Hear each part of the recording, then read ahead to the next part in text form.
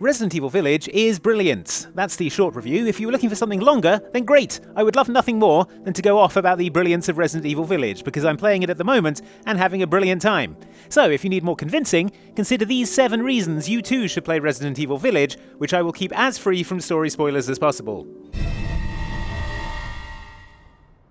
If there's one thing that Resident Evil Village absolutely nails, it's the atmosphere.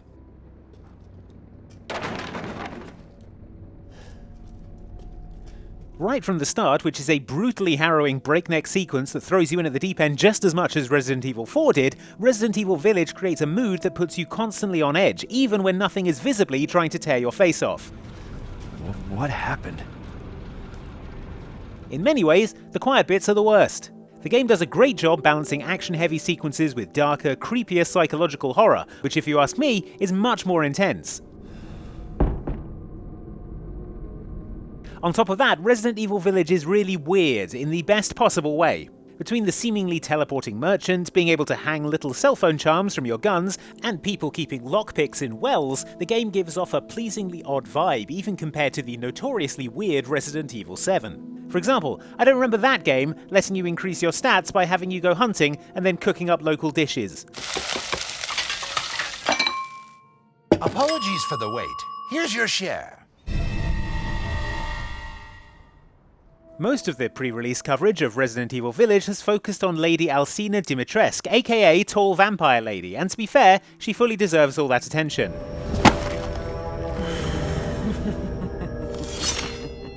Iconic. But the cast of Resident Evil Village is packed with other characters who are just as memorable, from Duke, the merchant who's seemingly everywhere and always has something pithy to say about your purchases, An interesting selection. to the other heads of the noble families, one of whom is apparently a haunted doll.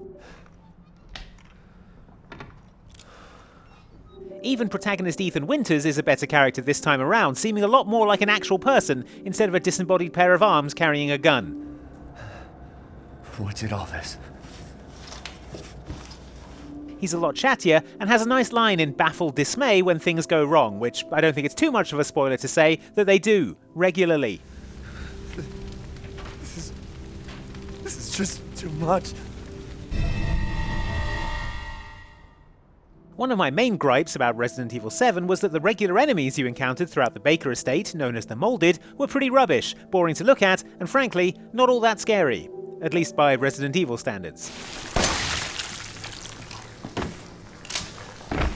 Resident Evil Village fixes that by populating its multiple areas with a variety of new enemy types that are all much creepier and way more interesting to fight, from the wolf-like Lycans, who are quick and good at dodging, to actual zombies armed with swords and bits of farming equipment. There are stronger variations of those enemies too, like these winged guys or the beclawed armoured dudes that you're going to have a much harder time against.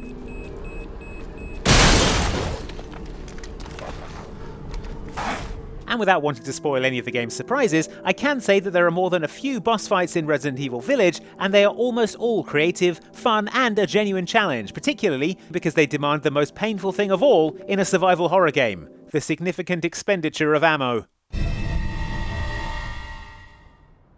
If, like me, you love Resident Evil 4 and think it's the best game in the series, then good news! Resident Evil Village feels like the proper sequel to Resident Evil 4 that we've been waiting for all these years. It's absolutely stuffed with touches that either reference or are lifted directly from Resident Evil 4. There's the friendly merchant, of course, but also the fact that you can barricade doors when under attack, combine treasures to make something you can sell for a higher price, and shoot gems out of the environment. You can even shoot birds, and they leave behind money. Classic Resident Evil 4 logic.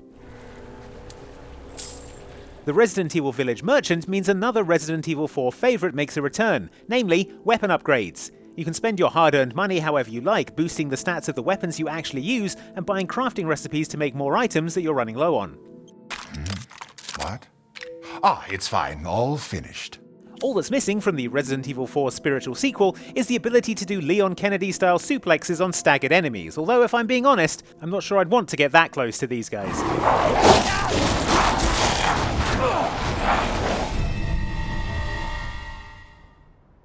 Can I take a moment here to appreciate how Resident Evil Village respects your time? Sure, tall vampire ladies and toothy lichens make better trailer fodder, but this game is full of small kindnesses that make for a better quality of life for you, the player.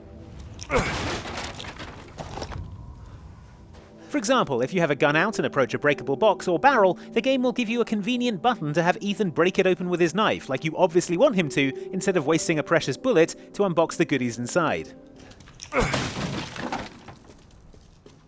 Despite playing Resident Evil Village for hours, I still occasionally find myself manually equipping the knife to do this, like you had to in previous games, because I can't believe that a Resident Evil game would afford me such a kindness. Speaking of life-changing convenience, shout out to the map system that Resident Evil games have been using for a while now, where rooms will turn blue once you've fully explored them, doors that take certain keys are marked, and collectibles will be crossed out once you've picked them up. So helpful. The map even shows you the location of treasures, but leaves it up to you to figure out exactly how you're supposed to get to them. Ethan's increased chattiness in this game is another big, much appreciated help, because the way he's picked up the habit of talking to himself provides gentle guidance as to what you're supposed to be doing. Damn it. Better see the Duke again. I was extremely thankful during one boss fight, for example, when Ethan made it clear that this was a boss I was supposed to be fighting, rather than a boss I was supposed to be running away from. Why? Of course, if I had my way, I'd be running away from all of them, but there you go. As you can see for yourself, Resident Evil Village looks stunning. Unlike Resident Evil 7, Resident Evil Village is set in a much more open environment, and so you get many more opportunities to gaze out across expansive vistas, mountain ranges, and of course, Dracula castles. Where the hell am I? There's a diverse range of locations, which helps show off how visually impressive the game is. For series purists, Castle Dimitrescu is the equal of any of the mansions in the previous games. And the other areas, which include the village itself, an old mill, and a crumbling country estate, provide all the sumptuous visual variety you'd expect from a spooky travel brochure. Not only that, but the arrangements of multiple contrasting areas around the village hub aids your sense of progression each time you return to the village, armed with new keys and gear ready to open some new place or treasure you couldn't access before.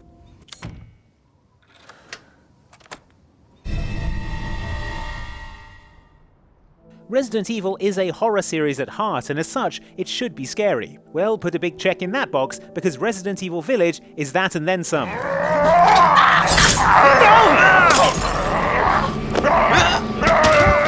What's impressive though is how this game is pretty much every kind of scary. Horror in Resident Evil Village runs the gamut from panicky running from werewolves scary, to being imprisoned by sexy vampires scary, to some truly grotesque body horror.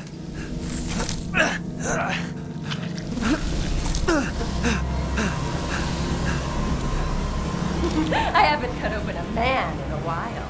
Horror connoisseurs will especially enjoy the PT-esque, mind-bending psychological horror found in the Beneviento estate, which I'm actually not allowed to show you anything from. Trust me though, it's one of the most harrowing experiences I've had in any video game.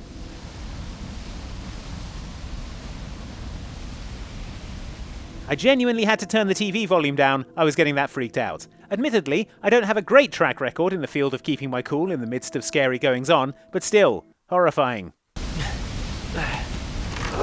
Those are 7 reasons you should play Resident Evil Village, a video game I am currently playing and enjoying, which, let me tell you, is a relief because it's 2021, and that's pretty much it for games this year. Prove me wrong, Q4. Will you be getting Resident Evil Village? Let us know in the comments. Also, if you enjoyed this video, why not support us with a like and make sure you're subscribed for more Resident Evil Village coming soon to Outside Xbox. Thanks for watching.